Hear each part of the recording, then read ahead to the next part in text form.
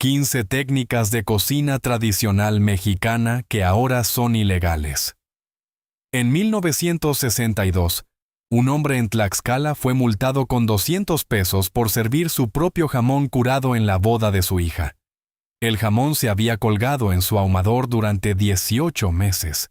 Su abuelo construyó ese ahumador en 1893. El inspector de salud del municipio dijo que no cumplía con la norma.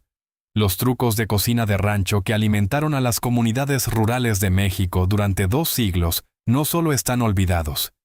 La mayoría son ahora técnicamente ilegales bajo las regulaciones de la Secretaría de Salud. El número 14 de esta lista te puede meter en un problema federal hoy. El número 7 fue prohibido por la COFEPRIS en base a un solo estudio cuestionado. Y el número 3, 3 estados mexicanos redactaron leyes específicamente para impedir que la gente lo hiciera en su propio patio. Dale clic al botón de suscribir, porque lo que tu bisabuelo hacía sin pensarlo 2 veces, ahora se considera un delito. Vamos a contar las 15 técnicas de cocina de rancho que desaparecieron silenciosamente de las cocinas mexicanas por razones legales. Número 15.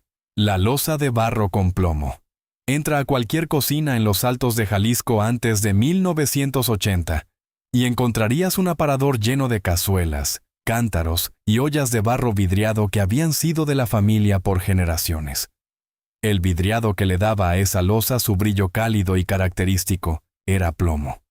Los alfareros de los estados de Oaxaca, Jalisco y Guanajuato habían usado vidrio de plomo desde la época colonial porque se fundía a temperaturas más bajas, sellaba la arcilla contra la humedad y quedaba hermoso a la luz de las velas.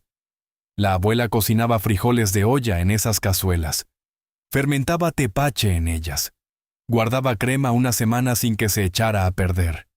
Los alimentos ácidos lixiviaban lentamente el plomo en cada comida. Nadie lo sabía. La Secretaría de Salud no emitió advertencias formales contra la loza vidriada antigua hasta finales de los años 80, y la mayoría de los reglamentos estatales de salud siguieron en los 90. Hoy, vender alimentos preparados en loza antigua sin recubrimiento es una violación a la norma oficial mexicana NOM, en todos los estados. Número 14. El secado de fruta al sol en el tejado. Cada septiembre, desde las comunidades serranas de Chihuahua hasta los valles de Oaxaca, las escaleras se recargaban contra las casas y las sábanas extendidas sobre los tejados de teja y lámina se cubrían de manzanas y duraznos en rebanadas. Las mujeres del campo llamaban a esto poner a secar la fruta. Las rebanadas estaban al sol de 3 a 5 días, tomando una consistencia correosa y concentrada. Luego iban en bolsas de manta colgadas en los cuartos para los pais y tamales de invierno. El tejado actuaba como un horno bajo, deshidratando suavemente la fruta a más de 50 grados centígrados durante las largas tardes serranas. Un costal de manzanas que costaba 20 pesos en 1970 producía suficiente fruta seca para todo el invierno. Número 13. El tinacal y la pulquería de rancho. Antes de que la cerveza industrial llegara a los ranchos en los años 50, cada hacienda y cada comunidad rural en el altiplano central tenía su tinacal, un cuarto fresco donde los tlachiqueros fermentaban el aguamiel de maguey en grandes barricas de madera o cueros de res para producir el pulque que sostenía la dieta y la vida social de millones de mexicanos. Un tlachiquero experto en Hidalgo podía producir 200 litros de pulque a la semana usando solo la planta, el acocote y el conocimiento heredado de su padre. El pulque curado de tuna, guayaba o apio era el refresco de la gente del campo. Hoy, la producción y venta de pulque sin licencia sanitaria y sin registro ante la Secretaría de Economía está prohibida en la mayoría de los estados. Número 12. La nixtamalización con agua de cal de rancho. Aquí es donde duele de verdad perder algo. El verdadero nixtamal, el que construyó la dieta entera del México rural, se hacía cociendo el maíz seco en agua mezclada con cal viva, obtenida de piedra caliza quemada, directamente en la milpa o en el solar de la casa. La cal disolvía la cáscara exterior del grano, hacía que cada maíz se abriera como una flor, y liberaba la niacina que de otro modo está químicamente bloqueada en el grano. Esta técnica prevenía la pelagra en las familias campesinas durante siglos. Una abuela en la Mixteca podía convertir una arroba de maíz criollo en masa lista para tortillas en una tarde, usando solo la cal que ella misma preparaba. Comercial. La ciencia es idéntica. El resultado es idéntico. El papel no existe. Número 11. El hervor abierto de piloncillo y miel de caña.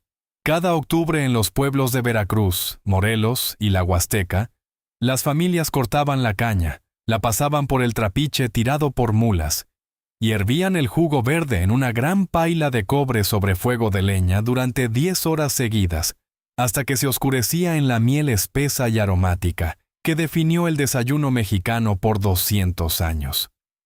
Una cubeta de miel de piloncillo se vendía en 15 pesos en 1960.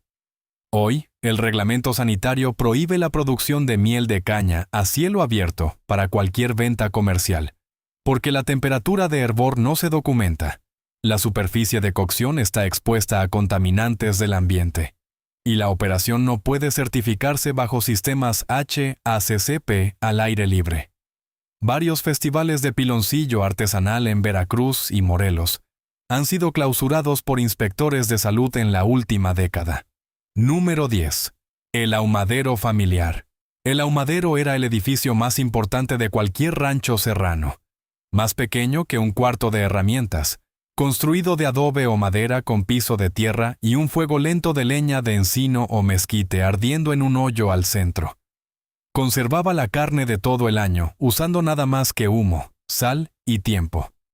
El tocino colgaba de las vigas 3 meses. Los chorizos curaban 6 meses.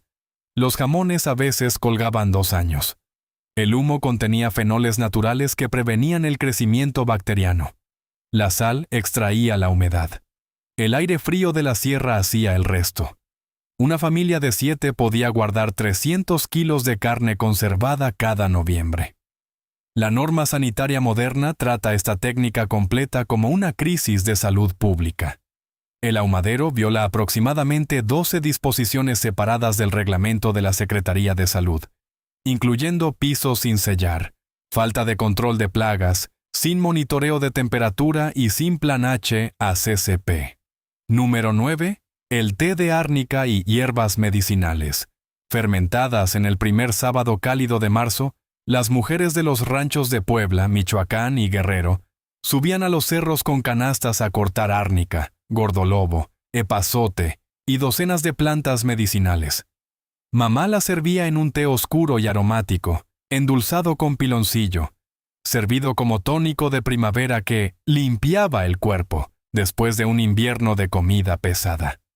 Generaciones de familias campesinas tomaban litros de estas preparaciones. Con el paso de los años, la COFEPRIS comenzó a regular la venta de cualquier preparado herbal con supuestas propiedades medicinales. Número 8. La caza y venta del tejón, la tusa y la iguana. El caldo de iguana con chile ancho, el tejón en salsa verde, la tusa en escabeche. Platillos de monte que alimentaron a comunidades enteras en la costa del Pacífico, la Mixteca y los Altos de Chiapas por siglos. Un tejón podía alimentar a 10 personas con carne que los cocineros de campo describían como más sabrosa que el cerdo.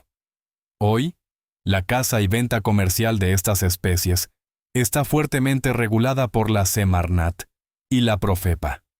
La iguana está en la lista de especies bajo protección especial. Vender carne de fauna silvestre sin un permiso UMA, Unidad de Manejo Ambiental, es una infracción federal. Las familias que legalmente cazan en tierras de su comunidad pueden usar la carne para consumo propio, pero en el momento en que el dinero cambia de manos, la ley interviene. El estofado de monte que sostuvo a generaciones completas ha sido silenciosamente sacado de la cocina mexicana por ausencia regulatoria. Número 7. El tepache de maíz fermentado en cántaro de barro. Segunda pausa. Aquí el dogma de la seguridad alimentaria moderna choca contra 500 años de ciencia de fermentación. Un cántaro de barro tradicional guardaba 20 kilos de maíz germinado, agua y piloncillo, fermentando a temperatura ambiente entre 22 y 28 grados durante 6 días. La fermentación láctica producía un ambiente tan ácido que ninguna bacteria dañina podía sobrevivir. Las familias campesinas tomaban este tepache todo el verano sin un solo caso registrado de intoxicación. Las leyes modernas de alimentos caseros del Estado prohíben la venta de cualquier bebida fermentada que no sea procesada en un ambiente con documentación de pH por debajo de 4,6 y análisis microbiológico certificado. Vender tepache de cántaro en un tianguis es ilegal en la mayoría de los estados sin una licencia de establecimiento comercial de bebidas. La ironía es brutal. Número 6. La matanza comunitaria del marrano. Este es el que te puede meter en un problema federal en 2026. La matanza del marrano era un evento comunitario de octubre a enero en todo el México rural. 6 u 8 familias se reunían en un rancho. Mataban 2 o 3 cerdos en una mañana, los pelaban en un cajete de agua caliente, los colgaban de un tripié y los destazaban antes de que anocheciera. Cada familia se iba a casa con piernas, costillas, manteca, chorizo y chicharrón. Nadie le pagaba a nadie. El trabajo era la moneda. Hoy, esto es una infracción federal si cualquiera de esa carne cruza la línea de la propiedad original. La Ley Federal de Sanidad Animal y las normas de la Zagarpa prohíben la venta, trueque o transferencia de carne no inspeccionada. Compartir una pierna de cerdo con tu cuñada que vive a 1 kilómetro es técnicamente una violación federal. Número 5. La recolección y venta de hongos del monte clavitos, duraznillos, pancitas, yemas de huevo, huitlacoche. Los recolectores de monte en los estados de México, Tlaxcala, Michoacán y Oaxaca llenaban canastas de hongos silvestres cada temporada de lluvia. 1 kilo de hongos frescos en 1975 se vendía en 5 pesos en cualquier mercado de pueblo. Hoy, la venta comercial de hongos silvestres recolectados está restringida en la mayoría de los estados sin una certificación de reconocimiento de especies. La COFEPRIS requiere que cualquier hongo destinado a venta sea identificado por personal calificado. Los restaurantes tienen prohibido comprar hongos silvestres sin certificación de origen verificado. La razón es real. Los hongos mal identificados matan personas cada año. Pero la ley eliminó toda una economía informal que ponía dinero para el mandado en los bolsillos de las familias rurales en temporadas difíciles. Número 4. El aprovechamiento del venado atropellado. El pragmatismo del campo nunca dejó desperdiciar carne buena. Un venado fresco atropellado en la carretera era comida para una semana. Las leyes han cambiado mucho en los últimos 20 años, pero en México el aprovechamiento de fauna silvestre atropellada sigue siendo un área gris legal bajo la normativa de la Semarnat y la Profepa. Incluso en los casos donde las autoridades toleran el consumo familiar, la carne no puede venderse, servirse en ningún establecimiento comercial ni transportarse fuera del municipio. La vieja práctica del campo de destazar un venado atropellado y repartir la carne entre 3 familias vecinas es técnicamente ilegal en todos los casos, porque constituye distribución de carne no inspeccionada bajo la normativa federal. Número 3. El uso de agua de manantial. En negocios de comida. Durante 2 siglos, las cocinas de rancho y las fondas de pueblo usaron el agua del manantial más cercano para todo. Beber, el café, la masa del atole, el caldo. El agua era más dulce, llena de minerales, y sabía a algo que no tenía nombre. Una fonda en la Sierra de Puebla sirvió agua de manantial del Cerro de Atrás durante 47 años, hasta que la clausuraron en 2004.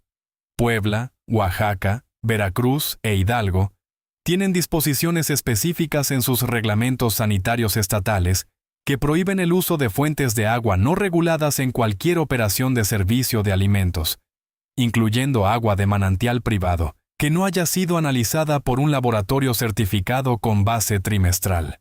Número 2.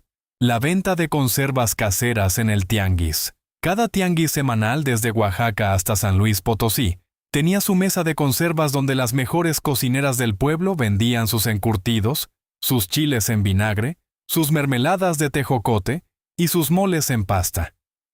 Un frasco de chiles curtidos costaba 10 pesos en 1985 y era la mejor inversión que podías hacer. La mayoría de las leyes estatales de alimentos artesanales ahora prohíben la venta de conservas caseras de baja acidez, incluyendo chiles, nopales, verduras en escabeche con vinagre insuficiente, sin una licencia de establecimiento de procesamiento de alimentos. La señora que ganó el primer lugar en el concurso de conservas del Tianguis de Tlacolula durante 30 años consecutivos murió en 2019. Sus chiles curtidos no. Ganaron después de 2001 porque dejó de participar. Las reglas de venta lo hicieron inútil. Número 1. La derretida de manteca en el patio. Esta fue la actividad de preparación de alimentos más común en el México rural entre 1850 y 1970. Después de la matanza de noviembre, las familias ponían una cazuela grande de barro o un cazo de cobre en el patio. Encendían un fuego lento de leña y derretían cientos de kilos de grasa de cerdo en manteca blanca y limpia para un año de tortillas, tamales, hojas de maíz y frituras. El olor llegaba a medio kilómetro.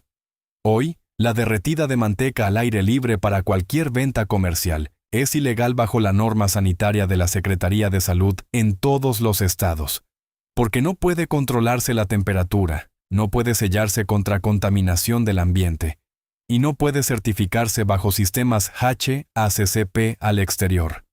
Vender manteca derretida en un tianguis requiere una instalación de procesamiento con documentación de temperaturas de proceso y análisis del producto terminado. Los pocos productores pequeños que todavía venden manteca de rancho cobran alrededor de 120 pesos el kilo. Aquí va mi reto. Escoge una de estas que todavía es legal para uso personal. El nixtamal con cal casera, el tepache de cántaro, los hongos del monte, las conservas de tejocote o la manteca derretida en casa. Y hazlo este invierno. Solo una. Luego regresa y dime si tu bisabuela sabía algo que nosotros olvidamos. Dime si las regulaciones nos protegen, o si silenciosamente terminaron con una forma de alimentarnos que funcionó durante 300 años. Escribe en los comentarios cuál intentarías. Quiero ver si la matanza del marrano le gana al tepache de Piloncillo. Estas no eran solo técnicas de cocina, eran la relación completa de un pueblo con su tierra. Y la mayoría ya se fue, no porque fallaron, sino porque nunca se escribieron de una manera que la ley pudiera aprobar.